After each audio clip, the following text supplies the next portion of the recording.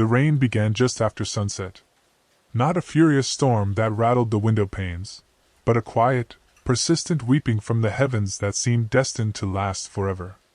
For Mark, it was the perfect accompaniment. He sat in his second-floor study, bathed in the soft, yellow glow of a desk lamp. Outside the window, the old oak trees shed dark tears onto the lawn, and the world beyond this small island of light seemed blurred and unreal. Mark was a freelance graphic designer, and silence was his most essential tool. It allowed him to hear ideas as they were born. His house, inherited from his grandfather, stood on the outskirts of Oak Creek, Oregon, a town where everyone knew each other but respected the right to personal space. This house, with its creaky floorboards and the constant smell of old wood and damp rain, was his fortress. Mark lived alone. It had been 2 years since his divorce from Anna, and he had almost grown accustomed to the fact that the only sounds breaking the peace were his own. That evening, the designer was working on a logo for some IT company in Seattle. The task was dull, and the client was indecisive. Leaning back in his chair, Mark rubbed his tired eyes and listened. The tick-tock of his grandfather's clock in the living room below, the steady hum of the refrigerator in the kitchen, and the whisper of the rain against the glass. The familiar, soothing symphony of solitude.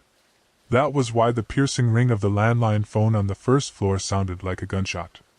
Mark flinched, his heart leaping into his throat. He hadn't used that phone in years. All his calls, both work and personal, came to his cell. The home number remained more out of habit, a tribute to the past. Only a couple of elderly relatives knew it, and perhaps some persistent telemarketers who had dug it up from outdated databases. The phone continued to shriek, a harsh, mechanical sound completely alien to the tranquil atmosphere of the house. He grimaced. Probably another once-in-a-lifetime opportunity to buy insurance or an exclusive offer from a bank. He decided not to answer. The ringing would stop, and peace would be restored. But the phone didn't stop. 10 rings. 15. 20. Annoyance overcame his reluctance to move. "What the hell?"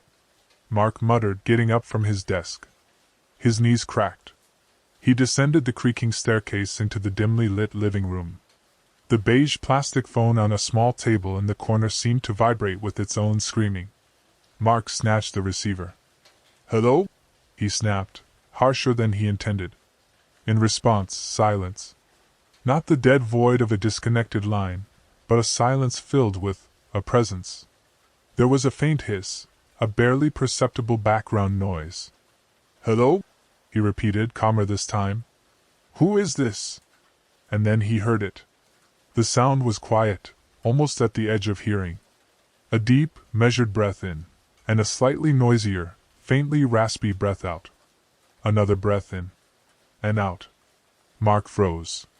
He recognized that rhythm, that slight hoarseness that came at the end of a long day when he had been talking a lot or was simply tired.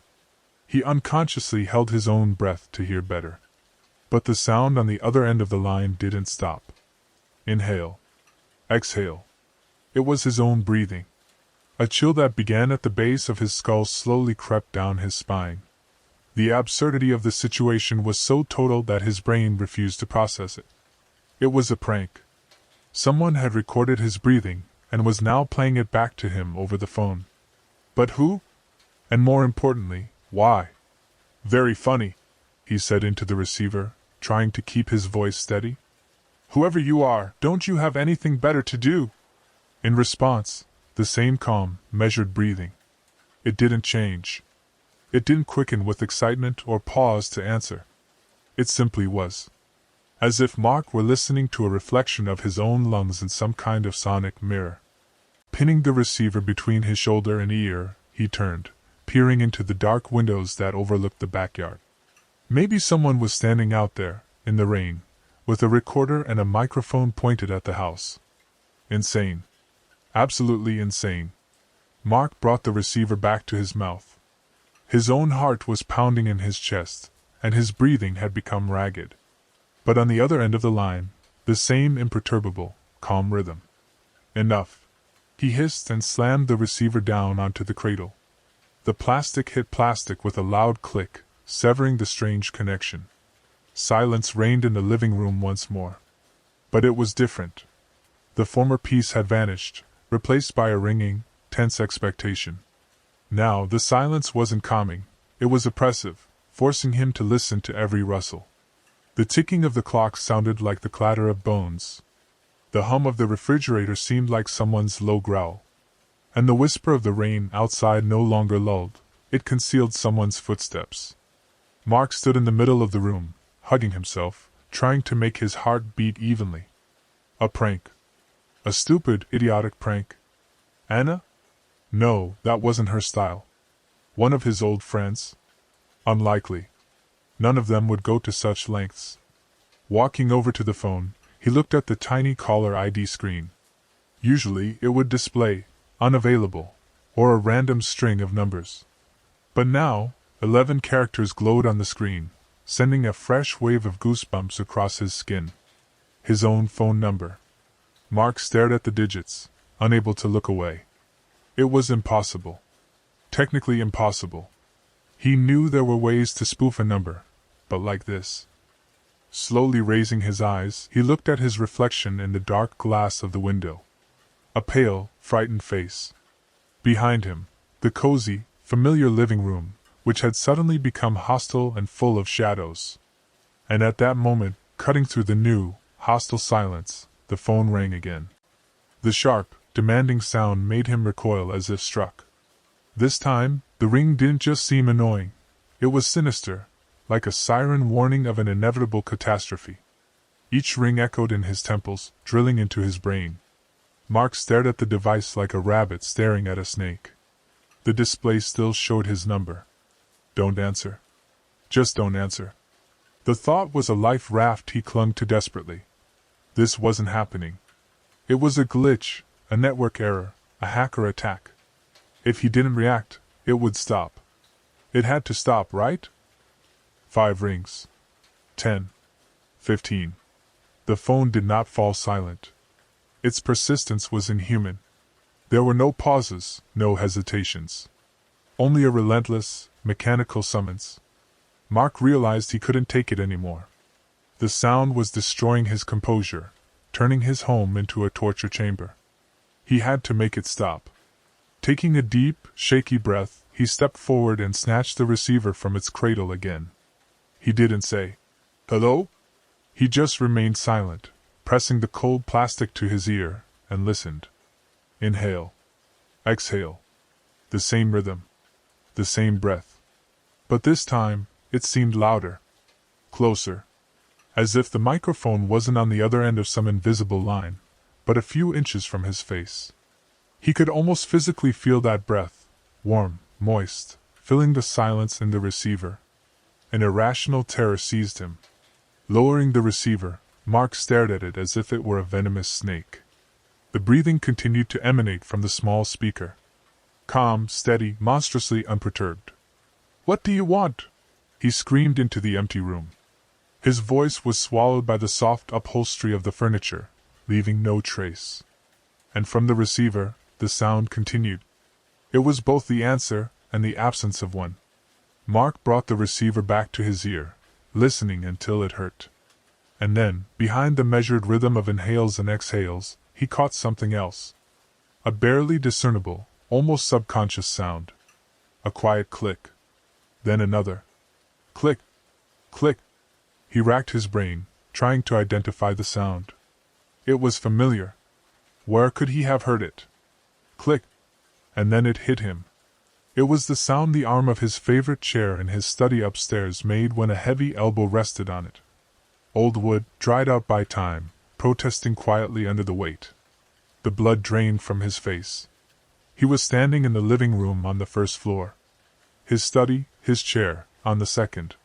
The breathing on the line. And the click of the chair from his own study. "No," he whispered, and the whisper sounded like a death rattle. He threw the receiver onto the cradle with such force that the phone jumped on the table. The connection broke. The ensuing silence was deafening. Mark stood, breathing heavily, and stared up at the ceiling, beyond which lay his study. His sanctuary. His fortress. The thought that someone was up there was unbearable. But even worse was the thought that no one was there. That these sounds, the breathing and the click, came from nowhere, from a broken reality that had crept into his home through a telephone wire. Get a grip, Mark. Get a grip. He had to check. He couldn't just stand here, paralyzed by fear, and wait for the next call. He had to prove to himself that it was just a figment of his imagination, an auditory hallucination brought on by stress and loneliness. He looked around for something he could use as a weapon. His gaze fell on the heavy fire poker by the fireplace, which he hadn't used in years. The cold metal felt unpleasant in his sweaty palm, but its weight gave him a shred of confidence. Slowly, trying not to make a sound, Mark moved towards the stairs. Each step creaked under his foot, and the sound seemed deafening. He ascended, and with each step, the air grew thicker and colder. Or was it just his imagination? Reaching the second-floor landing, he froze. Before him was a short hallway. To the left, the bedroom door. To the right, the bathroom. Straight ahead, the slightly ajar door to his study, from under which a narrow strip of yellow light from the desk lamp fell onto the dark carpet. Everything was quiet. Too quiet. Even the rain outside seemed to have hushed, holding its breath along with him. With the poker held ready, Mark took a few silent steps toward the study. The heart in his chest was beating a frantic rhythm that he felt must be audible throughout the house. He stopped at the very threshold, peering through the crack. He could see the corner of his desk, the edge of the monitor, a stack of books. Nothing unusual. No movement. And then, from the depths of the room, came a faint creak.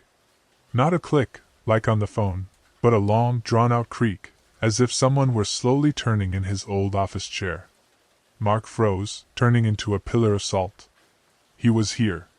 The one who had breathed into the phone. He was in his chair. Waiting.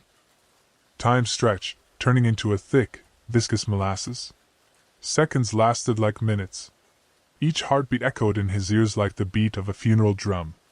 Mark stood in the dim hallway, clutching the cold poker so tightly his knuckles turned white. Fear and adrenaline waged a war in his blood. One part of him screamed, "Run! Get out of the house, get in the car, and drive as far away as you can." Another, more stubborn and irrational part, whispered, "This is your house. You have to know what's in there." Thoughts raced through his head at a frantic pace. A burglar? But how did he get in? Mark was sure he had locked the front door. All the windows were closed. Maybe he had forgotten to lock the back door after all? Unlikely, he always checked it before going upstairs to work. And why would a burglar sit in his chair and call him on his own phone? This wasn't a robbery. This was something personal. Something much worse. The creaking stopped. Now, not a sound came from the room. Only the quiet hum of the computer's system unit, and the rustle of the rain outside the window.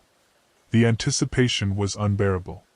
Mark knew that whoever was sitting in the chair knew he was standing outside the door. That creak hadn't been an accident. It was an invitation. Gathering all his willpower, he took a step and pushed the door. It opened silently, swinging smoothly inward. The study looked exactly as he had left it. Abstract colored shapes of the screensaver drifted slowly on the monitor. On the desk lay a graphics tablet, a cup of cold coffee, and scattered sketches. The light from the desk lamp created a cozy circle, leaving the corners of the room in deep shadow. And in the middle of that circle of light stood his chair. The high leather back was turned towards the door. It was impossible to see if anyone was sitting in it, but the very posture of the chair was defiant. It dominated the space, like a throne awaiting its king or a usurper. Mark stepped into the room. The carpet absorbed the sound of his footsteps. He slowly began to circle the desk, holding the poker in front of him like a spear. The air in the room was still and cold. He thought he caught a strange, faint smell, ozone after a thunderstorm, and something else, elusively familiar, like the scent of old photographs. "Who's here?" His voice sounded so hoarse and uncertain that he barely recognized it himself. There was no answer. He took a few more steps, positioning himself to the side of the chair. He still couldn't see behind the backrest. His heart was ready to leap out of his chest. This was the moment of truth. Now he would see the face of his tormentor. Freezing, Mark took a deep breath and took a sharp step to the side, looking into the chair. It was empty. For a moment, a dizzying relief washed over him, so strong that his knees buckled. He almost laughed from the nervous tension. Empty. No one was here. He had imagined it all. The creaking, the clicks, just the old house. The breathing on the phone, some kind of line malfunction. He was going mad from loneliness and overwork. But then he saw it. The black leather on the seat of the chair was indented. A deep, distinct impression, as if a very heavy person had just been sitting there. And as Mark stared, frozen, at the indentation, it began to slowly, agonizingly slowly, disappear. The leather smoothed out with a sigh, the creases vanished, returning the seat to its original shape. As if an invisible entity, sitting here just a moment ago, had stood up and left. Mark backed away, stumbling over the leg of the desk. The poker fell to the carpet with a dull thud. His brain refused to accept what his eyes were seeing. It was impossible. It violated all the laws of physics. And at that very moment, in the pocket of his jeans, his cell phone vibrated. The sound seemed louder than a gunshot. He frantically pulled out his mobile. The screen brightly illuminated his face, twisted in horror. On the display was a photo of his house, one he had taken himself for his contact list. And the caption, "Home." His landline was calling his cell phone. With a trembling finger, he swiped the screen, accepting the call. He brought the phone to his ear, unable to utter a word. At first, there was silence. Then he heard the breathing again. His breathing. But behind it, at the very edge of hearing, was another sound. A quiet, distorted whisper, like the rustling of dry leaves. And then he heard an echo. A recording of his own voice, spoken a few minutes ago into the landline's receiver. "Hello?" The word, spoken in his own voice but alien, stolen, sounded from the cell phone's speaker like a death sentence. Mark listened to the recording of himself, reliving that first moment of bewilderment and irritation, which now seemed naive and almost happy compared to the icy horror that gripped him now. The phone in his hand felt cold and heavy, like a stone.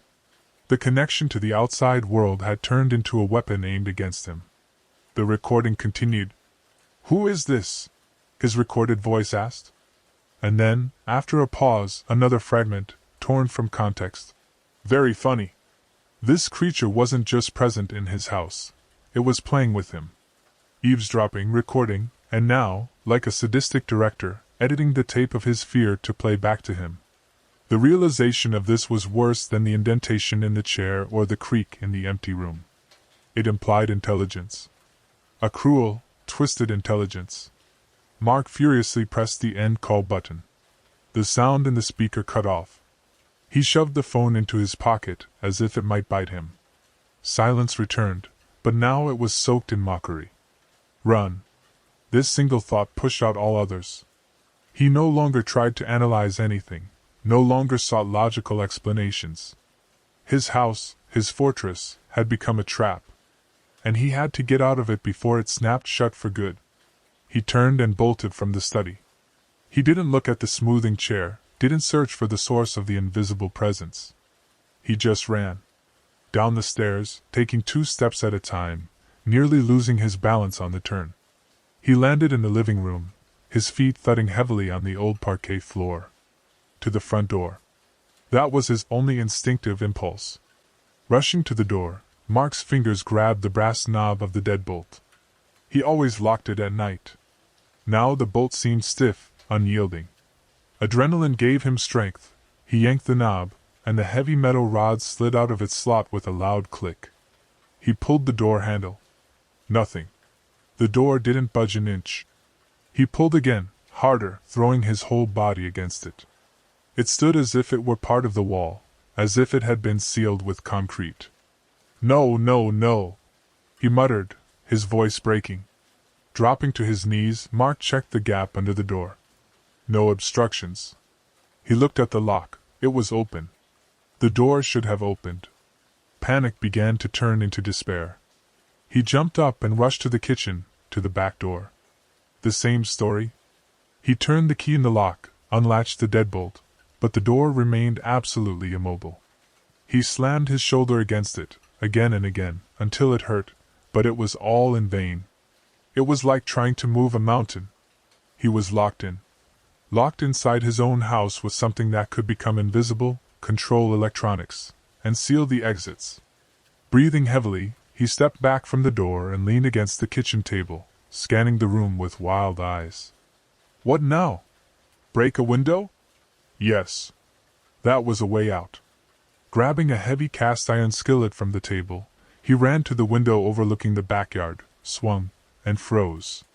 His gaze fell on the small table in the living room, on the old beige telephone. And as he watched, paralyzed by a new wave of horror, the telephone receiver slowly, unnaturally smoothly, lifted out of its cradle. It hung in the air for a few inches, as if held by an invisible hand. For a second it hung there, in complete silence, and then with a dry plastic clatter, it fell back onto the switch hook, cutting off the dial tone. This was not a random act. It was a gesture. Deliberate, full of mocking power. As if the creature was telling him, "I'm here. I control everything. And I decide when we talk." And as if to confirm this thought, the phone rang. This time the sound was different. Not so piercing. It was duller, lower, as if coming from underwater. But that didn't make it any less terrifying. Mark stood with the skillet in his hand, and his whole body screamed at him not to go near it. To break that damn window and run without looking back. But his legs wouldn't obey. Something about this call, this deliberate, theatrical gesture with the receiver, drew him in. A mad, desperate desire to understand. What does it want? Step by step, as if in a dream, he crossed the threshold from the kitchen into the living room. He walked to the table, lowered the skillet to the floor, and stretched a trembling hand towards the receiver. He picked it up. "What?" he rasped. On the other end was silence. Not hissing, not static. Not breathing. Just absolute, dead emptiness. He waited, holding his own breath until his lungs began to burn. And then, out of that emptiness, a voice spoke. It wasn't his voice. Not a recording. It was a low, grating whisper, as if someone were trying to speak with a throat full of sand and broken glass. An inhuman, ancient sound. And it spoke a single word. A name. Anna. That name, spoken by a voice from a nightmare, hit Mark harder than a physical blow. It pierced through layers of irrational fear and reached something deeply personal, buried under 2 years of loneliness and healing wounds. Anna. His ex-wife. The epicenter of his past life. For a split second, horror was replaced by rage. "Don't you dare!" he growled into the receiver. "Don't you dare say her name!" In response, there was a short, dry sound, like the cracking of an old bone. Or maybe it was laughter. And the line went dead. Mark pulled the receiver from his ear, staring at it with hatred. He slammed it down on the cradle. The calls, the breathing, the invisible presence, all of it was an attack on him. But mentioning Anna, that was a declaration of war. It went beyond simple intimidation. Now it was a desecration. His first thought, desperate and all-consuming, was the need to warn her. He didn't know from what. He didn't know how to explain it. But he had to hear her voice. To make sure she was okay, that this nightmare hadn't crept out of his house. He snatched his cell phone from his pocket. His hands were shaking so much that he struggled to find her contact in his address book. Anna. His finger hovered over the call button. Their last conversation had been 6 months ago, and was short and formal. They were discussing some leftover documents. Since then, silence. And now he was about to break it to scream insane nonsense about ghosts in the phone. She would think he was drunk, or had lost his mind. "I don't care," he thought, and pressed call. The ringing began. 1. 2. He held his breath. On the third ring, the call dropped. The screen displayed. Call ended. He dialed again. The same result. Rings, then a drop. He tried a third time. Now there were no rings at all. Just silence, and then a mechanical operator's voice announced that the number he had dialed was temporarily unavailable. No, Mark whispered. He knew it wasn't a coincidence. Not a connection problem. The creature in his house hadn't just locked the doors. It had cut him off from the world. It had isolated him, turning the house into a hermetically sealed capsule of terror. And it wasn't letting him reach the one person whose name it saw fit to speak. Why Anna? What did it want from her? Or from him using her? Memories flooded back. Their arguments in the final months of their marriage. Her accusations that he was emotionally absent. That he lived in his own world, in his house, like a shell. "This house is more important to you than I am," she had screamed once. Maybe she was right? Maybe this house, inherited from his grandfather, held something more than just old furniture and memories. Despair turned to cold determination. If he couldn't get out, if he couldn't call for help, then he had to fight here. He had to understand the rules of this monstrous game. He picked the heavy skillet up from the floor again. The cast iron was comfortingly cold in his palm. He began to slowly circle the living room, peering into every dark corner, listening to every creak of the old house. The tick-tock of his grandfather's clock on the wall measured the seconds of his confinement. He looked at the clock. 10:30.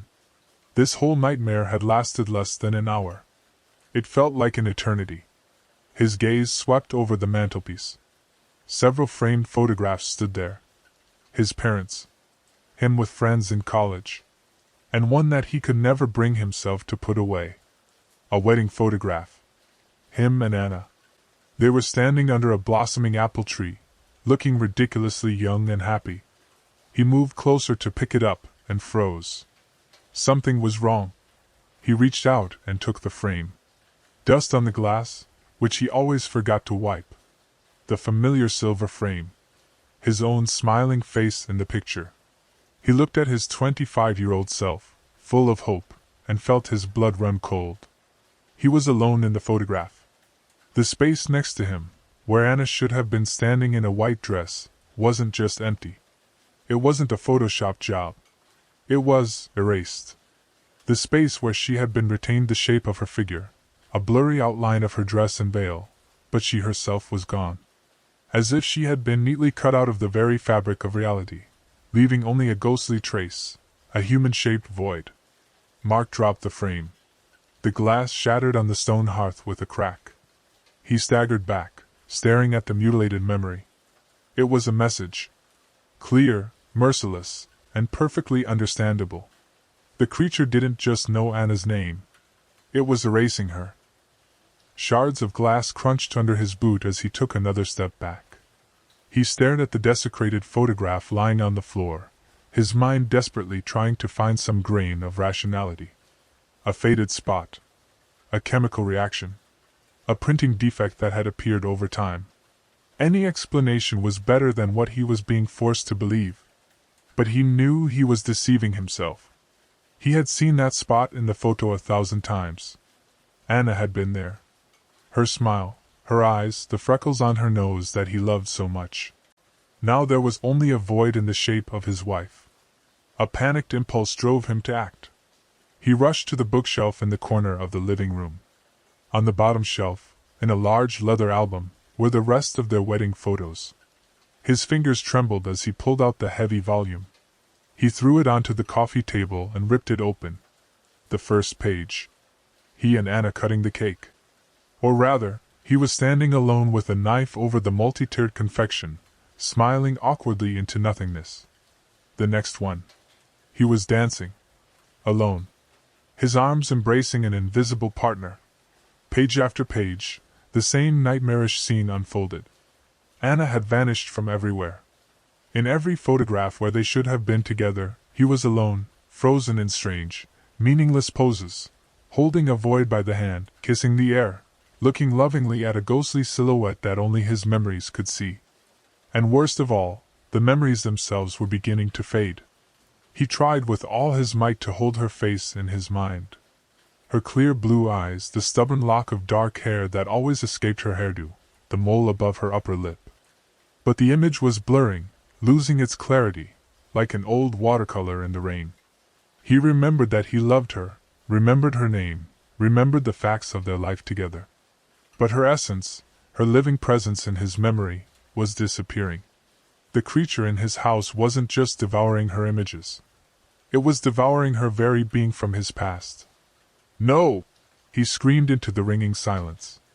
It was a cry not so much of fear as of impotent rage. "I remember her!" And in response to his cry, something changed. The ticking of the grandfather clock on the wall stopped. The sudden halt of the familiar sound was deafening. Mark slowly raised his head. The clock hands were frozen at 10:47. He looked at his cell phone, the same time. Time had stopped. Or at least, its visible flow had. And then, from the depths of the house, came a new sound. It wasn't a phone call. It was something far more organic and disturbing. A quiet, monotonous scraping. As if someone were dragging a fingernail along a wooden wall. The sound was coming from above. Not from his study. It was coming from the attic. The attic. He hadn't been up there in, how long? 10 years at least. After his grandfather died, he went up once to briefly survey the junk accumulated over decades, decided he would deal with it. Later, and sealed the hatch tightly. Later, never came. The scraping repeated. Louder, more insistent. Scrape, scrape, scrape, scrape. It was leading him. That was obvious. The phone calls were the first act. The erasure of Anna was the second. Now the third was beginning. It wanted him to go up there. It was luring him into the darkest, most forgotten place in the house. The attic hatch was in the ceiling of the second-floor hallway. Mark slowly ascended the stairs, which no longer creaked. All sounds in the house, except for that scraping, had died. He was moving in a vacuum, where the only reality was that beckoning sound. He stopped under the hatch. An old rope loop was attached to it. The scraping was now coming from directly above his head. So loud it seemed as if invisible claws were about to tear through the old ceiling boards. He knew it was a trap. He knew that going up there was madness. But what choice did he have? Sit downstairs and wait for the creature to erase not only Anna from his memory, but his parents, his friends, his own name? Until he turned into an empty shell, locked in frozen time? The fear of the unknown above was great. But the fear of oblivion was stronger. He jumped and grabbed the loop. The dust accumulated on the rope showered his face. He pulled. The hatch, heavy and wood-paneled, gave way with a reluctant creak and swung aside, revealing a square of black, impenetrable darkness. The scraping stopped instantly. From the open hatch wafted a chill and a smell he couldn't identify, a mixture of mothballs, wood rot, and something sweetish, like withered flowers. In the ensuing silence, he heard a whisper. The same grating, inhuman voice that had spoken Anna's name on the phone. But now it wasn't in the receiver. It was here, in the house. It was coming from the darkness of the attic. And it whispered over and over, like a skipping record, 2 words. My room. My room. The words drifting from the darkness were both an invitation and a threat. My room. Whose? His grandfather's? Unlikely. The voice was alien, ancient. It didn't belong to any of his memories. Mark stood under the open hatch, peering into the inky void, feeling like an insect mesmerized by the maw of a carnivorous flower. The whisper ceased, but its echo continued to vibrate in the air, in the very bones of the house. He needed a light. Moving like an automaton, Mark turned and, trying not to make a noise on the now silent stairs, went down to the kitchen. In one of the drawers, amidst all sorts of junk, he kept an old but reliable mag-light flashlight. His fingers found the cold, knurled metal. For a second, he froze, listening. The house was silent. Even the rain outside had stopped. The world had frozen in anticipation of his next move. He flicked the switch. A bright, clean beam of light cut through the kitchen's gloom. It was the only thing that now seemed real and under his control in this world gone mad. With the flashlight in one hand and the heavy skillet, which he had picked up again, in the other, he felt ridiculously and pathetically equipped, like a child armed against night monsters. But it was better than nothing. He returned to the second-floor hallway. The beam of the flashlight hit the blackness of the attic opening. In the light, dancing dust motes and hanging clumps of cobwebs were visible. An old, folding wooden ladder extended from the hatch to the floor. He pulled it towards him. It descended with a protesting groan that sounded like a scream in the dead silence. Each step creaked under his weight. He climbed slowly, aiming the flashlight beam ahead of him. The air grew thicker, heavier. The smell of mothballs and decay intensified. When his head was level with the attic floor, he stopped and shone the light around. It was a kingdom of oblivion. Under the low, sloping roof, silhouettes loomed, covered with dusty white sheets. They resembled sleeping giants or tombstones in an abandoned cemetery. Old furniture, boxes of unknown contents, a broken rocking horse, frozen with its head raised as if in a perpetual silent neigh. His flashlight snatched fragments of the past from the darkness. The upholstery of a chair with faded roses, the copper gleam of a lampshade, the edge of a carved picture frame. The shadows cast by the objects writhed and stretched on the walls, creating a grotesque puppet theater. Taking the final step, Mark was in the attic. The wooden floorboards groaned deeply under his feet. He moved slowly into the depths, sweeping the beam from side to side, trying to find the source of the voice. But there was nothing here. Nothing alive. Only dust, silence, and the weight of other, long-gone years. He felt himself being pulled towards the far, darkest corner of the attic, hidden behind a pile of old trunks. As if an invisible thread were tied to his chest, and someone was slowly but inexorably winding it in. He made his way through the clutter, trying not to touch the cobwebs hanging from the beams, sticky and thick as cotton. And then he saw it. Behind the trunks was a small, cleared space. It was intentionally empty, as if someone had protected this place from the general chaos. In the center of this patch, on the bare floorboards, stood a small, child's chair carved from dark wood. And next to it, something that made Mark's breath catch again. An old rotary telephone. Black, heavy, made of bakelite, with a shiny nickel-plated dial. An exact copy of the one downstairs, only several decades older. Its coiled cord, wrapped in frayed fabric, lay on the floor like a dead snake. It wasn't plugged into anything. My room. He understood. This was the room. The play corner of some long-forgotten child. Mark slowly approached, aiming the trembling beam of the flashlight at the phone. A thick layer of dust covered it, but through it, the numbers and letters on the dial were visible. Who had played here? Whose phone was this? He knew nothing about children who had lived in this house before his grandfather. No one had ever told him. He reached out his free hand and touched the cold, smooth surface of the receiver. And the moment his fingers rested on it, something happened. The numbers in the holes of the dial glowed with a dim, sickly green light. The glow was faint, like phosphorus, but in the absolute darkness of the attic, it seemed unbearably bright. Mark snatched his hand back as if burned. And then, with a dry, mechanical click, the dial twitched. Slowly, with effort, overcoming the resistance of decades of disuse, it began to rotate on its own. Click, click, click. The ancient mechanism came to life, dialing an invisible number on a non-existent network. Mark stood, paralyzed, and watched as the dial turned, stopped, and returned to its place with a whir. Again and again. Finally, the dialing ceased. Absolute silence fell. A second. 2. And then, from the receiver of the old, dead phone, disconnected from the entire world, came a sound. Quiet, thin, distorted by static, but unmistakably recognizable. A little girl was singing a nursery rhyme. The melody was simple, almost primitive.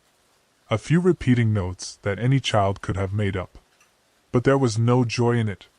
It was endlessly lonely, like a lullaby sung to oneself in an empty room. The sound, seeping through decades of dust and silence, was thin and fragile. It grated on the ear, evoking not tenderness but a deep, primal anxiety. It was the sound of broken innocence. Mark stood frozen, unable to tear his gaze from the phone. The slick, sweaty handle of the skillet dug into his palm. The song continued, the same verse, over and over. An endless cycle of sorrow. He had to stop it. He had to find out who it was. Overcoming the chilling horror, Mark took a step forward and reached a trembling hand for the Bakelite receiver. It was as cold as a stone from a riverbed. He slowly brought it to his ear. The singing grew louder, clearer. Now he could make out the words. They were simple, almost nonsensical, as adults would think. 1, 2, 3, 4, 5. The telephone comes alive. He who hides must stay unheard. Lest the chord becomes a word. And again in a loop. The voice was a child's, but it was lifeless. It was mechanical, like a wind-up doll whose spring is running down. As he listened, mesmerized by this dead singing, the beam of his flashlight slid to the side and hit the wall behind the small chair. And there he saw what he had missed before. Scratches. On the dark wooden boards, right at a child's eye level, letters were carved. Uneven, clumsy, apparently made with a nail or a sharp stone. He moved closer, shining the light directly on them. It was one short sentence. She doesn't hear me. His heart plummeted. Who was she? And who was I? The girl singing into the phone? The very instant he finished reading the phrase, the singing in the receiver abruptly stopped. It was replaced not by silence, but by a low, vibrating hum. This wasn't the modern dial tone of a phone line. It was the sound of an old switchboard station, the hum of pure, raw energy waiting for a connection. Mark felt the receiver vibrate against his ear, the hum passing through his skull, making his teeth ache. He wanted to throw it away, but his hand wouldn't obey, shackled to this source of sound. And then, from the hum, a new voice was born. Not the grating whisper. Not the childish babble. It was a woman's voice, cold, dispassionate, and utterly devoid of emotion. The voice of a telephone operator from an old black and white movie. It spoke only 3 words. Connection established. Anna. The green glow on the phone's dial flared with new intensity, illuminating the entire attic with a deathly light. The hum intensified to a deafening roar. The wooden beams under his feet vibrated. The whole house had become a giant resonator for this monstrous call. Mark finally regained his will. With a scream, he flung the receiver away. It hit the wall and fell to the floor, but the hum didn't stop. It continued to roar from the small speaker, filling the entire space. He understood everything. A sudden, terrifying epiphany. This creature wasn't just haunting him.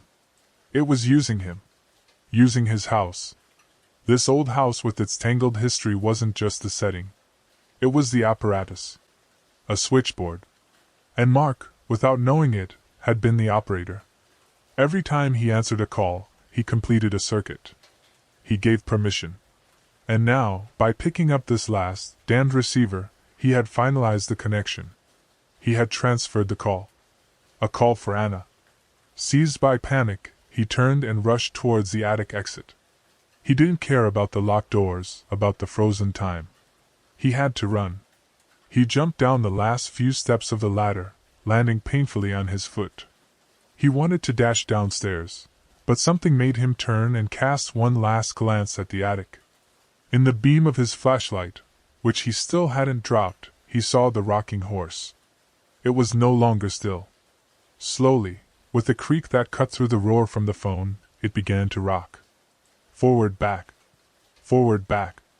As if an invisible child had just sat on it, pleased to have finally been heard.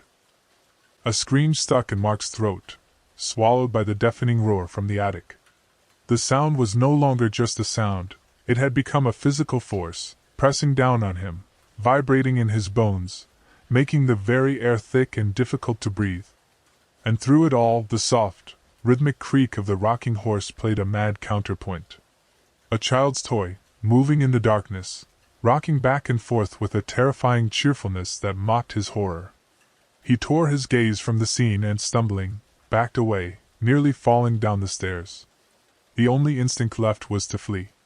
He tumbled down into the living room, the roar from above pursuing him like a tangible beast. It filled the entire house, a malevolent presence woven from pure sound.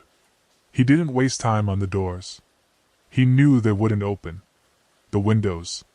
He had to break a window. Grabbing a heavy bronze lamp from a side table, he ripped the cord from the socket and swung with all his might at the large living room window. The lamp hit the glass with a dull, nauseating thud, as if striking stone. Not a crack. Not a single chip. The glass didn't even vibrate.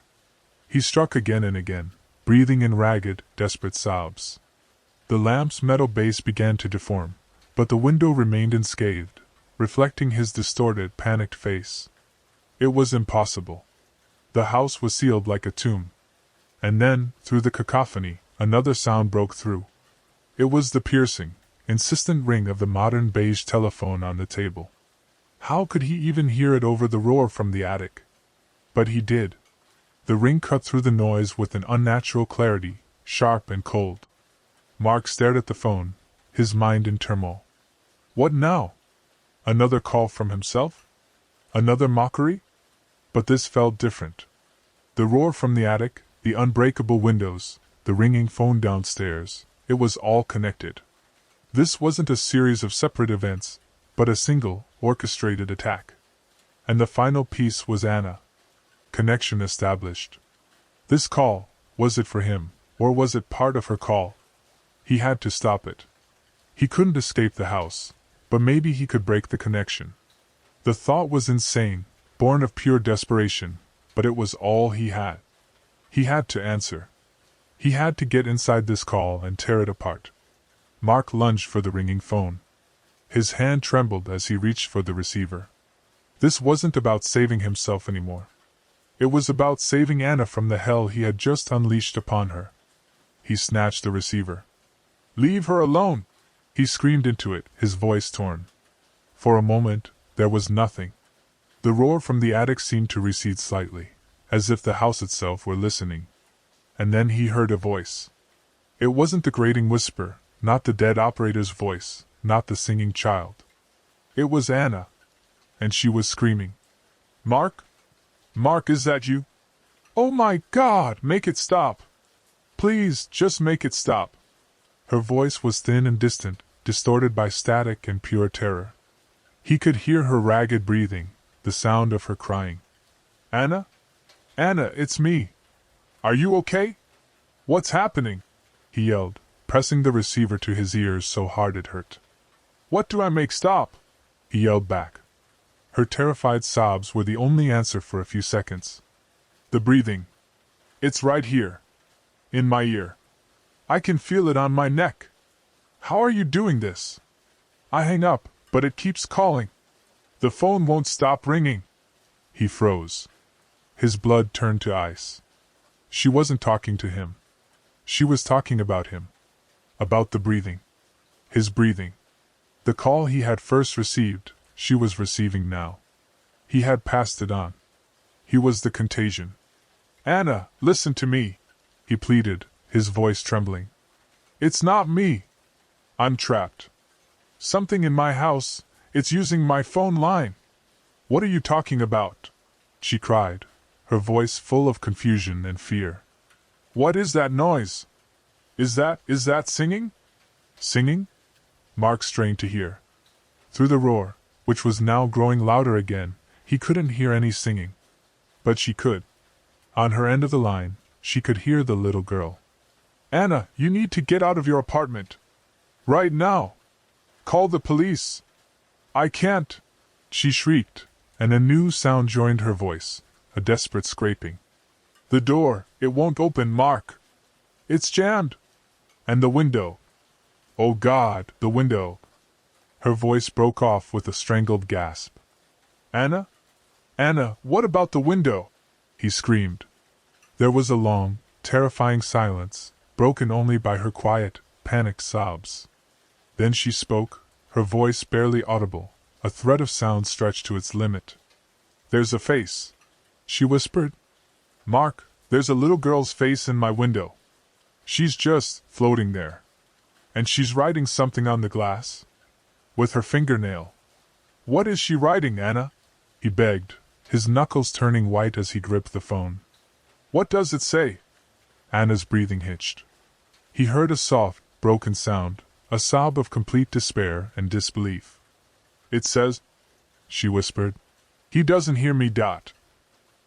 Anna's final words echoed in Mark's mind, merging with the memory of the same words scratched on the attic wall. It wasn't just a phrase. It was a key. The password to this madness. He doesn't hear me. The girl in the attic was trying to reach someone. The girl at Anna's window was delivering the same message. But who was he? Anna, who is he? Mark screamed into the phone, his voice breaking with desperation. Who is she talking about?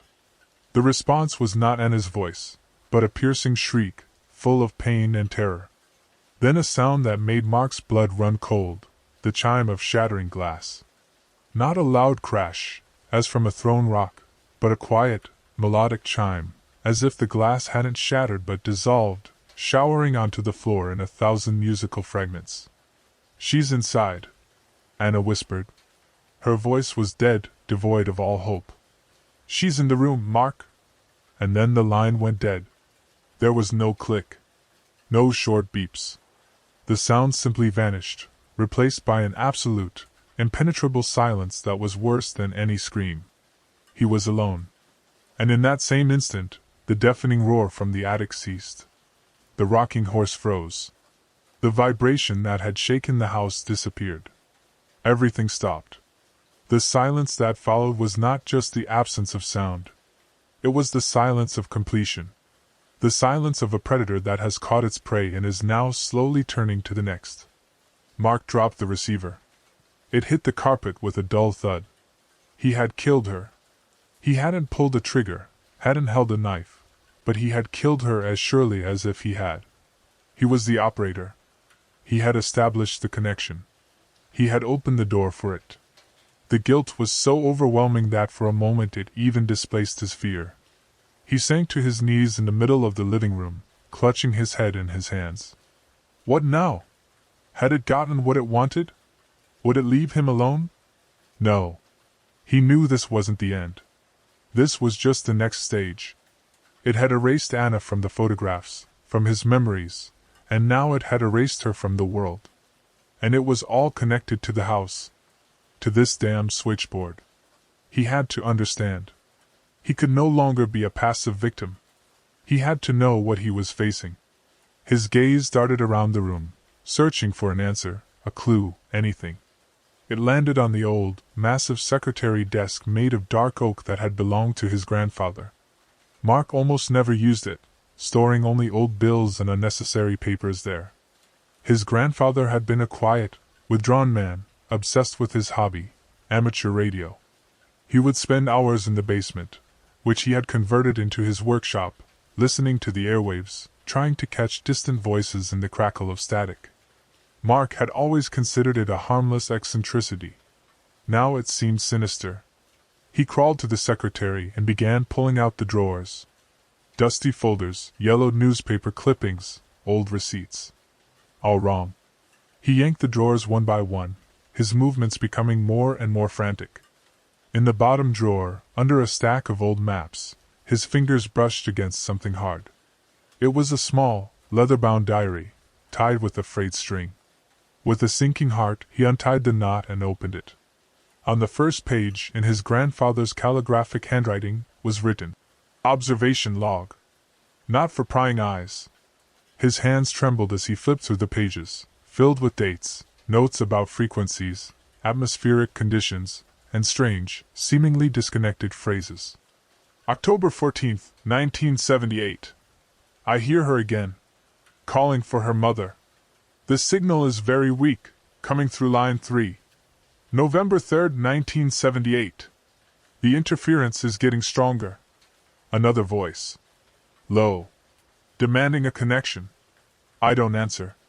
You must not answer. December 12th, 1978. She sang me a song. About the cord that will be tied in a knot. I've boarded up the attic. Mark flipped further, his eyes devouring the lines. He found an entry circled several times in red ink. January 5th, 1979. I understand. The house isn't just a receiver. It's an amplifier. It feeds on emotion, loneliness, fear. The girl is a lure, an echo of a tragedy. But the thing that comes to her call, it's older. It is the operator. It seeks new lines, new switchboards. I should never have bought this house. The previous owner said nothing. He just ran. And finally, on the last filled page, an entry written in a trembling, almost unrecognizable hand. It knows I'm getting weaker. It calls more and more often. The girl's voice is getting louder. She says her mother doesn't hear me, but his mother will. Today, it spoke a name. My wife's name. I have to break the connection. There's only one way. Not just hanging up. You have to cut the wire itself. His grandfather's words echoed in the tomb-like silence. Cut the wire itself. The solution was so simple and so impossible at the same time. Mark leaped to his feet, his mind, finally given a clear objective, working at a frantic pace. The wire. The main telephone cable that entered the house. He had to find it and destroy it. He rushed to the wall in the living room where the beige phone was plugged into the jack. But that was just the internal wiring. He needed the source. The junction box. The place where the external line entered the house. Usually, that was in the basement. The basement. Another place in the house he avoided. Dark, damp, smelling of earth and mold. His grandfather's kingdom. He hadn't been down there since he was a teenager. The basement door was at the end of the hall past the kitchen, and he always walked by it with a slight, inexplicable sense of dread. Now he knew why. His grandfather hadn't just been listening to the radio in the basement. He had been standing guard. Mark grabbed the flashlight from the floor, which he dropped after returning from the attic, and headed for the door. Every step he took on the creaking floorboards now sounded like a challenge. He was no longer a victim, creeping through his own home. He was a man going to war. The bitterness of losing Anna had turned into a cold, hard rage. He couldn't save her, but he could get revenge. He could make sure that this house, this operator, would never take anyone again. He reached the basement door.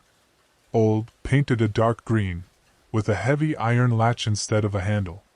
He placed his hand on the cold metal, and at that moment, a wave of cold washed through the house. Not just a draft. It was a physical sensation, as if the temperature had dropped 20 degrees in a second. Frost formed on the window panes, and icy film appeared on the polished surface of the table. The house was fighting back. It knew his intentions. Mark yanked the latch hard. The rusty mechanism gave way with a loud groan. He threw the door open. A grave-like cold and the smell of ozone, like after a lightning strike, wafted from the opening.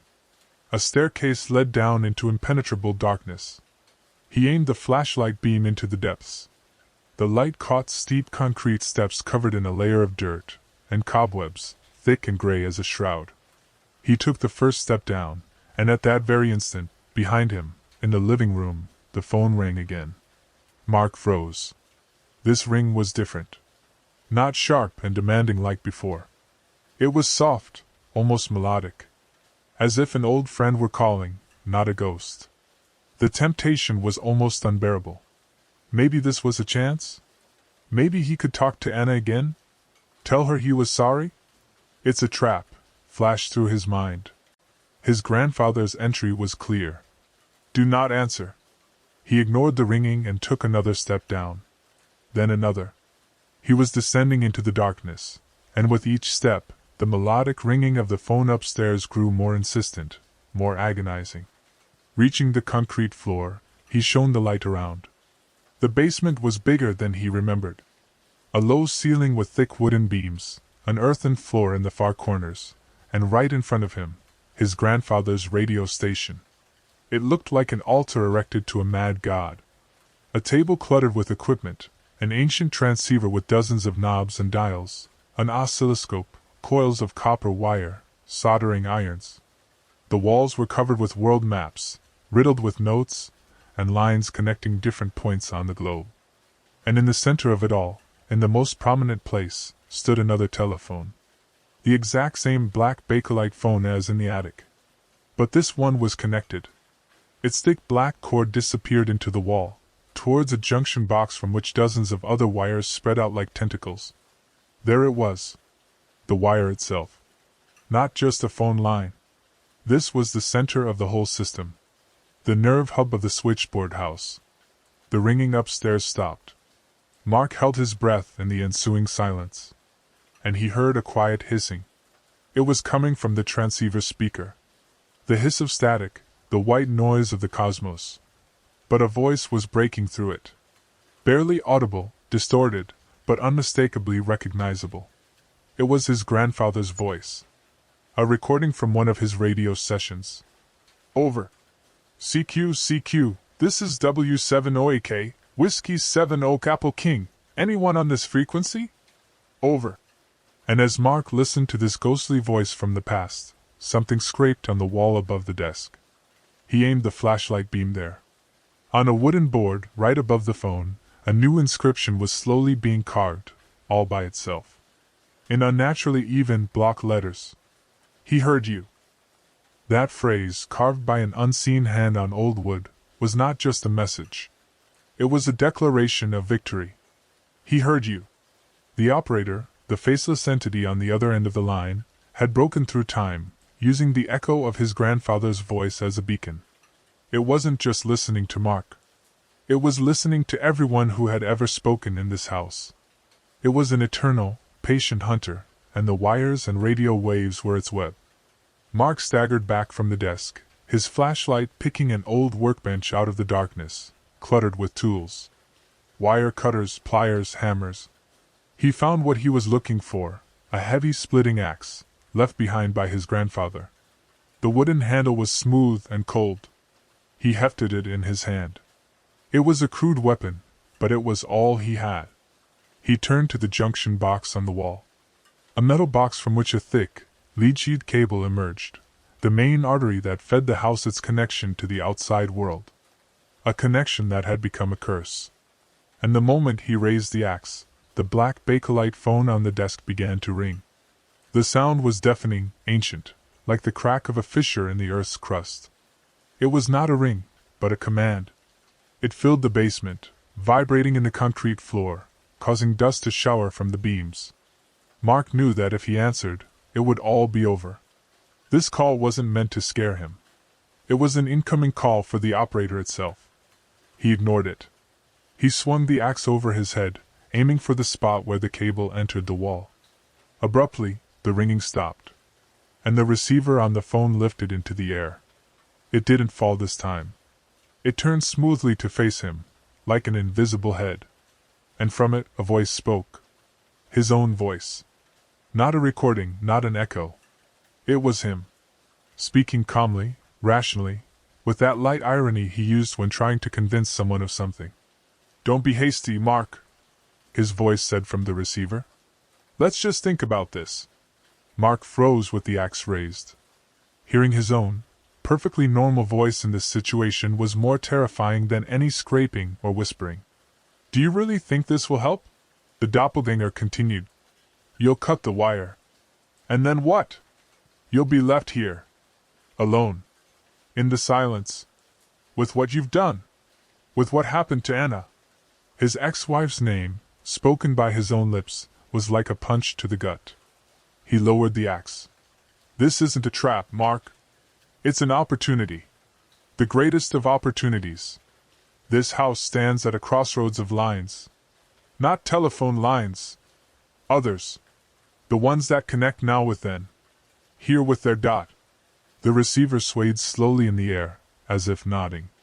"Anna can be brought back," the voice said, and a persuasive, seductive note crept into it. "Not her memory. Not her photograph. Her herself. I can connect you to the moment before everything went wrong. You can fix it all." Mark listened, unable to move. Every word was both poison and balm. His grief was so immense that this insane hope, offered by his own voice, resonated within him. What do you want in return? He whispered, surprised at himself for even entering into negotiations. Nothing much, the voice replied lightly. Your grandfather grew weak. He tried to block the lines, to stay silent. He was starving the station. But the station must operate. It needs a new operator. You'll take the calls. You'll establish the connections. You'll listen to the voices of those lost between the lines. And in return, you'll get everything you want. Anna. Happiness. A different life. All you have to do is pick up the phone when the right call comes through. His hand holding the axe loosened. He stared at the black phone, at the receiver floating in the air. To bring Anna back. To erase this night, to erase their divorce, to erase all the pain. Just say yes, Mark, his own voice whispered. Pick up the receiver. Take the call. He took a step towards the desk. Then another. His mind screamed at him that this was madness, that it was a lie. But his broken heart whispered something else. He reached out his hand towards the levitating receiver. Mark's fingers were a millimeter from the cold, smooth bakelite. Hope, poisonous and sweet, flooded his consciousness, nearly washing away the horror and grief. Bring Anna back. One simple action, and this nightmarish night would dissolve like a bad dream. He could almost feel the touch of the cool plastic. And then, through the hiss of the transceiver, another phrase from his grandfather broke through. It was quieter than the rest, spoken in a tired, broken whisper. A price. There's always a price, over. A price. The word hit him like a slap. He froze. What was the price? Just taking calls. He remembered Anna's scream. Remembered how he had established the connection. The price was to become the one who directed this horror onto others. To get his life back, he would have to destroy the lives of others. He would become just like the operator, a parasite feeding on others' grief. Mark looked at his hands. At the one reaching for the receiver, and the one still gripping the axe. It was a choice. Become a monster or end this. The voice from the receiver, his own voice, grew impatient. Mark, don't be a fool. This is your only chance. Think of her. And he did. He thought not of the idealized image the monster was offering him, but of the real Anna. Her laugh, her anger, the way she wrinkled her nose when she was displeased. He thought of her life, which he had helped to end. And he knew that to bring her back this way would be to betray her very memory. To desecrate everything she had been. No, he said. The word was quiet, but as firm as a rock. He snatched his hand back from the receiver. For a second, nothing happened. And then the calm, rational tone of his double vanished. Fool! The voice hissed. Now it wasn't his voice. It was the grating of 1,000 broken voices, merged into one. The scrape of sand, broken glass, and eternal, hungry despair. You could have been a king on this line. Now you'll just be a severed wire. The levitating receiver slammed down onto the phone. At the same instant, the single light bulb under the basement ceiling exploded, showering him in a rain of glass fragments. The basement was plunged into absolute darkness, barely pierced by the beam of his flashlight. All the radio equipment on his grandfather's desk went haywire. The transceiver speaker howled, spewing a cacophony of voices in dozens of languages, screams, cries, scraps of music, and SOS signals. The knobs on the dials began to spin on their own at a frantic speed. The needles on the oscilloscope danced, drawing insane, glowing green zigzags in the air. Mark paid no attention. In his mind, there was only one thought, one goal. He turned to the junction box, his flashlight picking the thick lead cable out of the gloom. He raised the axe high above his head. The muscles in his back and arms tensed. All his rage, all his grief, all his guilt, he poured it all into a single blow. The blade whistled down. There was a deafening crack, the sound of tearing metal and something wet, almost organic. A shower of blue-white sparks erupted from the severed cable, blinding him. The smell of burning ozone and scorched flesh filled the basement. But the cable was thick. He had only cut it halfway through. The howl from the transceiver intensified into a physically palpable wave. The shadows in the corners of the basement stirred, stretching towards him like hungry hands. The cold became unbearable, chilling him to the bone. Mark felt his will weakening, fear trying to take over again. An image flashed before his eyes, Anna, standing in their living room and smiling at him. "I'm waiting, Mark," she whispered. "Liar!" he roared, addressing the unseen operator, and raised the axe again. This time he struck with the desperation of a man with nothing to lose. The axe blade bit deep, severing the last strands of copper wires. And at that moment, the world exploded. A bright, silent flash of white light filled the basement, erasing the shadows, the equipment, the walls, everything. Mark was thrown back, hit a concrete wall, and lost consciousness. He awoke to silence. Not the tense, ringing silence of anticipation, but an absolute, deep, dead silence. He was lying on the cold concrete floor of the basement. It was dark, but a pale morning light was filtering through the doorway above. The night was over. He sat up with difficulty. His head was pounding, his whole body ached. He shone the flashlight, which had miraculously survived, around him. The radio equipment on the desk was dead and dark. A hole gaped in the wall, with the stumps of the main cable sticking out. The phone was silent. The inscription on the wall was gone. Slowly, holding onto the walls, he climbed the stairs. The house was cold and quiet. The ticking of the clock had not resumed. The refrigerator was not humming. All the electronics were dead. He walked to the window in the living room. Outside, the dawn was gray and overcast. The world looked normal. He placed his hand on the glass. It was just cold glass. He went to the front door, turned the handle.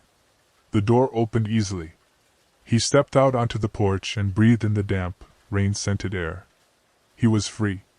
He went back into the living room and his gaze fell on the broken frame on the floor. He bent down and picked up the photograph. Him and the empty space beside him. He ran a finger over the ghostly silhouette, and the memory of Anna, sharp and painful, returned to him. He remembered her. Every feature of her face. Every intonation of her voice. He had won. He had broken the connection. But the price had been paid.